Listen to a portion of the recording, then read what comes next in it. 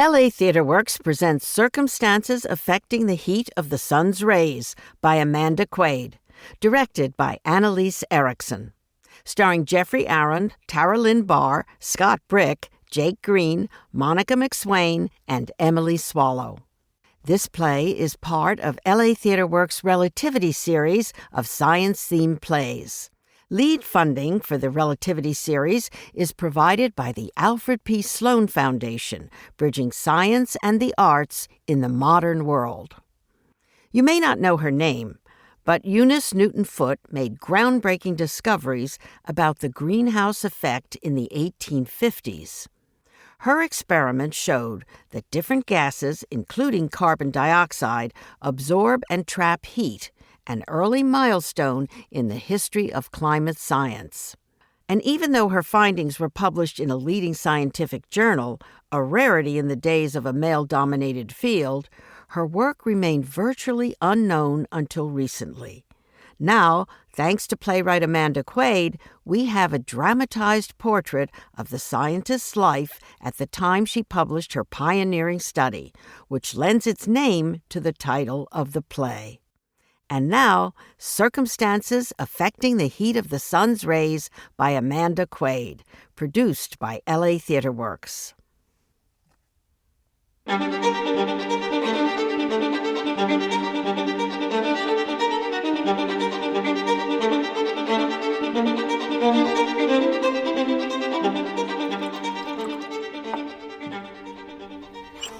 Seneca Falls, 1856. Atmospheric carbon dioxide is 285.6 parts per million parts of air. Oh, just let's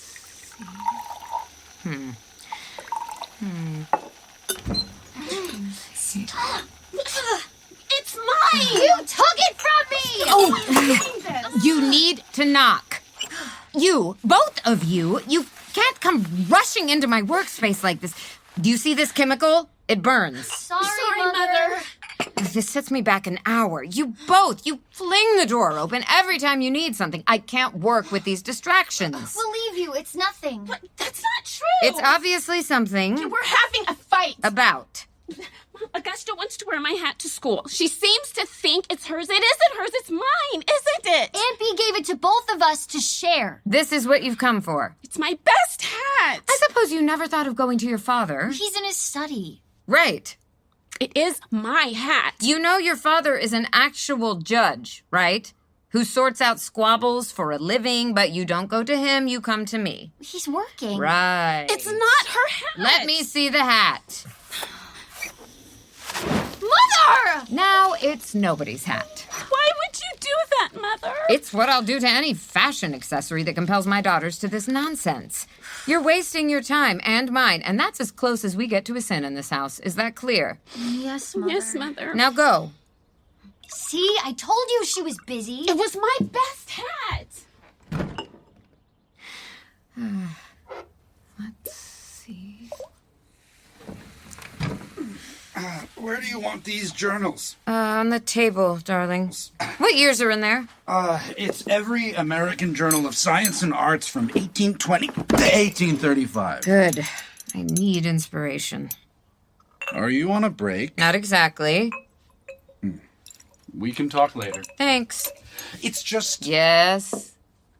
Judge Cravens wrote me. He started working part-time at the patent office. He says it's booming over there with all the factories opening.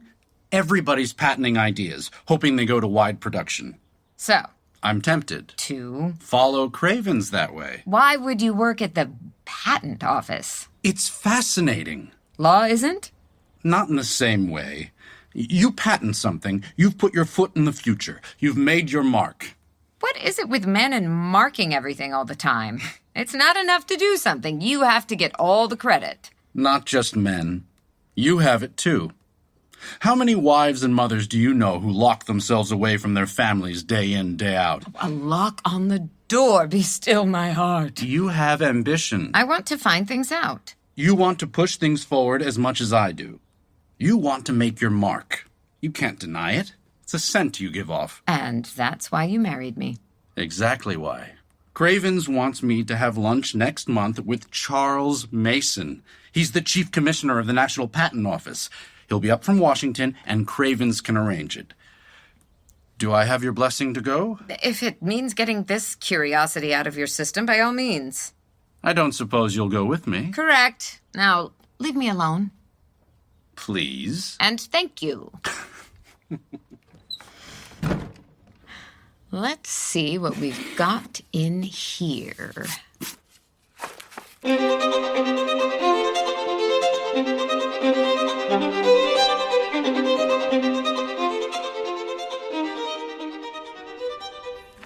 What's in these journals? Published experiments, scientific breakthroughs. How does one get in? I bet having something else between your legs might help. Mary? You're not wrong, actually. There are no women in these journals. See? To get in, you'd have to discover something no one knew was there, or prove something no one knew was possible. Like this one. 1824. How to preserve the color of the purple cabbage. He asked a question, found an answer, and there's his name forever. G.T. Bowen. Must stand for Gulliver Thaddeus. Gaylord Tchaikovsky. Griswold Thump. Granger Tabachnik. Graziano... No. You lose. Oh, here's a good one. On the disappearance of the breasts caused by iodine. I guess you've had your iodine today, Mary? Har, har, har. On the dreadful effects of an excessive use of sulfur. See, you can prove the obvious and still be published, as long as it's the first of its kind. Or this, on the hardness of lead. Oh, let me guess. Method, hit head with lead. Result, very hard. By Mr. Ernest Vigors. On the setting of plaster. On the songs of birds, innate or acquired? On facts and considerations concerning two-headed snake. On the effect of temperature on human feeling. On the combination of mercury with metallic wires. On the chemical action of light. On a new ether. Pure milk. Pure milk? On the early discovery of America by the Scandinavians. Ooh. It is now known that the inhabitants of Northern Europe visited, long before Columbus's time, the countries on the coasts of North America. But Columbus discovered America. The accounts of the voyage of the old Scandinavians to America have gained a new confirmation by a runic stone, which was found on the western coast of Greenland. Translated, it says, Erling Sigvulson and Bjorn Hordison and Endrid Adson erected these heaps of stone and cleared the place in the year 1135. Along with the stone were found several artifacts, including a spindle. A spindle? A spindle means there must have been a woman there. So a woman discovered America. I wouldn't go that far. Well, it wasn't Columbus, and a woman was there. This proves it. Erling Sigvulson, Bjorn Hordison, Endrid Adson... You don't study them in your history books. Probably because we can't pronounce their names. Are these scientists all famous then? I don't think any sensible person goes into science to be famous. Mary wants to be famous. Well, why not? For doing what? I don't know, but I don't want to fade away when I die. I want to make something lasting in the world. Lasting or not, you're still gone when you go. You can't know your own legacy. And anyway, nobody knows who Uriah P. Chevalier is, or was. But when you're alive, you know that you'll endure through your work or your memoirs, and that makes life more bearable somehow. Oh, here's a lady, Mrs. Cutbush. Who's she? What did she do? Oh, she's only publishing on behalf of her late husband. An experiment having to do with pyrotechny. Let me see. Mrs. Cutbush sounds like quite a woman. You're quite a woman, Mrs. Cutbush. Out of my way. I'm Etheline Cutbush, and I know where I'm going. Please don't butt push, Mrs. Cutbush. This is a good method. Shall we recreate this experiment? Gus, go to the kitchen, get me matches and a glass jar. Yes, Mother? I'll come too. I'm starving. William Tully, M.D., Professor Marcel de Serres, W.W. Mather of West Point, Professor Abbott Griscom. Thanks for knocking. Sorry. What have you come for? Thermometers. I was on a walk this morning and had a thought. Why does the sun feel hotter in the summer than it does in the winter?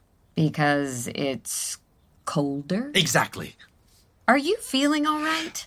But I mean, why should the rays themselves feel cooler in winter than in summer? You see? I see. I'd like to do an experiment. Elisha, you're a full-time judge. Now you may have a part-time job at the patent office to add to your resume. Must you add science to the list? Maybe I'll end up in one of those books. Are the sun's rays hotter in summer? It's a simple question. Here are 2 thermometers. Take them and run. Thank you. Listen, I want the girls to take school more seriously. Yes, I saw them scurrying out of here, looking like they hadn't been scolded for a change. Giving lessons to them. Trying to spark something. They take their opportunities for granted. Me? I had to claw my way into a science lab. Girls still do. And still the education is subpar. It's all flowers and Latin names to them. Mary couldn't tell a physics lab from a fainting room, and she doesn't seem to care. I asked her the other day if she'd prefer to spend her time at finishing school learning needlepoint and watercolor. She said she liked the idea. She's trying to provoke you. Why? To get your attention. We'll push them harder. I'll not stand by and watch them waste themselves. They have good minds. No more lazy Sunday afternoons. From now on, they study, they learn, and they like it.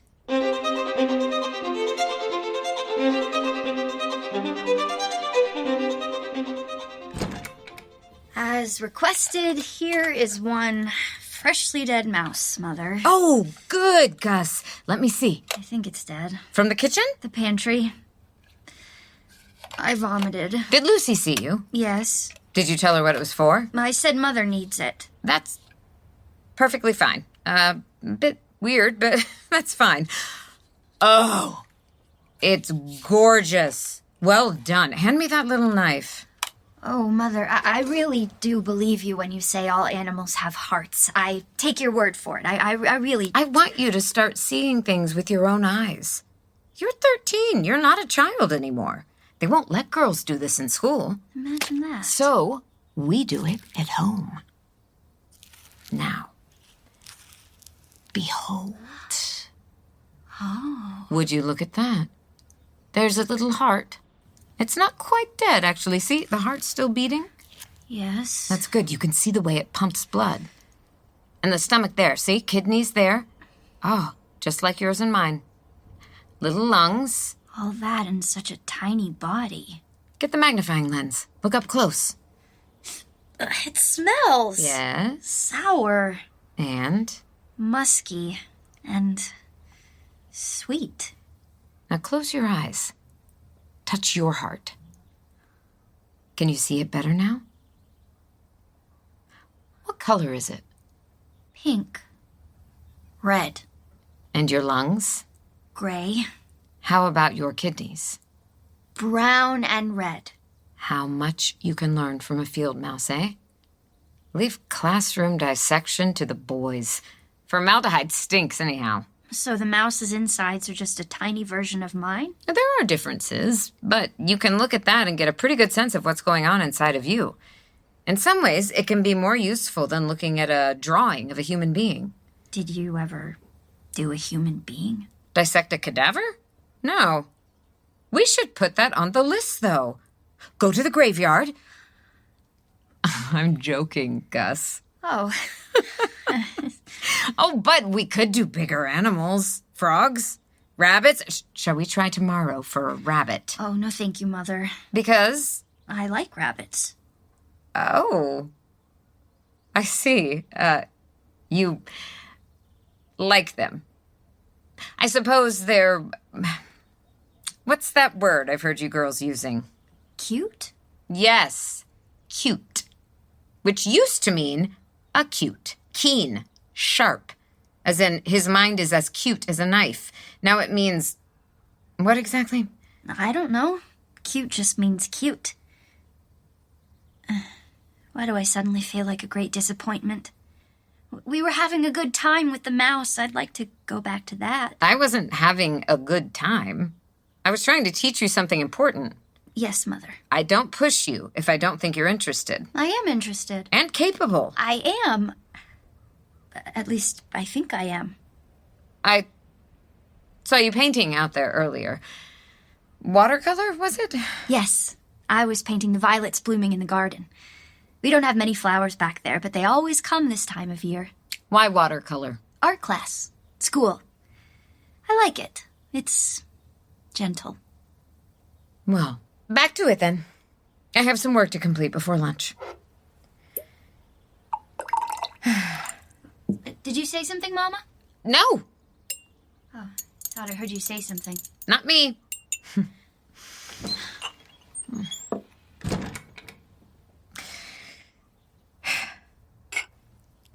Just a little bit. No. But here are the violets. Mother? I thought you'd like to see the violets. No, that's fine, Gus. I'll see you at lunch.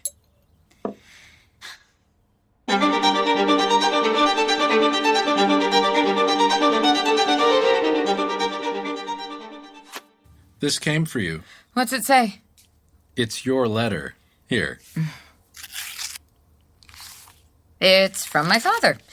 God, his handwriting's awful. He must be sober. What's he say? My mother died Oh, Eunice. last Thursday afternoon. The doctor thinks it was something in her heart. It was sudden. Well, that makes sense. Sudden death seems to run in my family. I'll make arrangements to go to the funeral. It's too far to travel. Don't be silly. She wouldn't want us to. She'd say it was a waste. We have the money. Hang on to it. That's what she'd say. You never know. Anyway, she wasn't afraid of death or particularly moved by it. She called it a loss, but not the greatest. What was the greatest? Squandered potential. Squandered potential. I think we should go. If you'll excuse me, I'm going for a walk. Want company? No, thank you.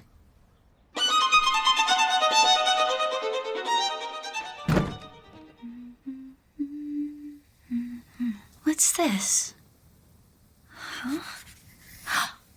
Oh, Gus, you startled me. Sorry. Please, don't be in here if I'm not. Sorry. I heard about Grandma. Are you all right? Yes. I went for a walk, that's all. Get out in nature, clear my head. Papa said we may not go to the funeral. It's too far. You come from a long line of pragmatists, Augusta. If you live 6 days' journey when I go, I won't expect you to come either. What are you here for? I wanted to borrow your magnifying lens. Oh, of course you may. There it is. For science class. Art class. Oh, We're supposed to look at an object up close and draw what we see. I thought I'd go closer than close. take it. Thanks. Where did you walk? To the top of the hill. Then down to the lake. I ran out of breath on my way up. Why is it always cooler up high? Then very hot and muggy by the lake. Have you ever noticed that? There's more wind up there? No. The only difference would be there's less oxygen. I don't fancy myself an athlete, but I'm not in such bad shape to lose my breath on a walk. There's less oxygen the higher you go, isn't there? And does that change the temperature? Huh. I suppose we could take 2 glass jars, a rubber tube, and pump one full of air, compress it, and the other suck the air out. Make it thin, like the top of a mountain. Then place them both in the sun and see if one gets hotter. Did you need something else? No, but actually, I think you'd maybe possibly want to put them in the shade first, as a control. See if the temperatures are the same in the shade as the sun. Oh, But I don't really know. no. You're right. Just thinking through what you said. Do you want to help me? Our story continues next time. I'm Susan Lowenberg, producing director of LA Theatre Works.